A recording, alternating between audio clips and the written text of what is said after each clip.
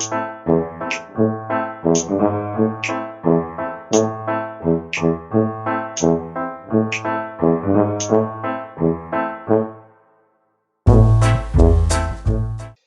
1956, le président égyptien Nasser nationalise le canal de Suez, la principale voie commerciale entre Méditerranée et mer Rouge dont la France et le Royaume-Uni possèdent des actions. Ces deux pays signèrent un pacte secret avec Israël, voisin de l'Égypte. L'Israël envahit alors la péninsule du Sinaï à l'est du canal. France et Royaume-Uni envahissent à leur tour le territoire, officiellement au nom du maintien de la paix.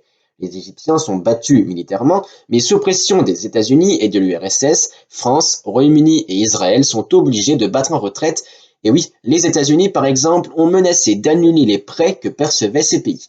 Crise qui contraint le Premier ministre britannique Anthony Eden à démissionner. Les tensions entre Égypte et Israël sont, elles, toujours très tendues.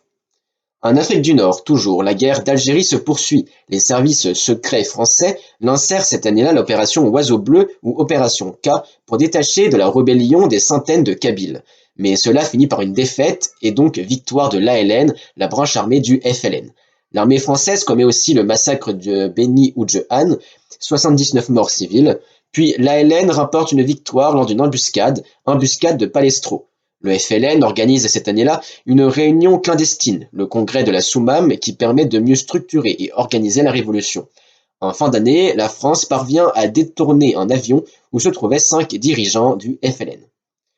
En Afrique du Nord toujours, alors que l'Algérie est en guerre, le Maroc, le 2 mars, devient indépendante vis-à-vis de la France, suivi le 20 mars de la Tunisie.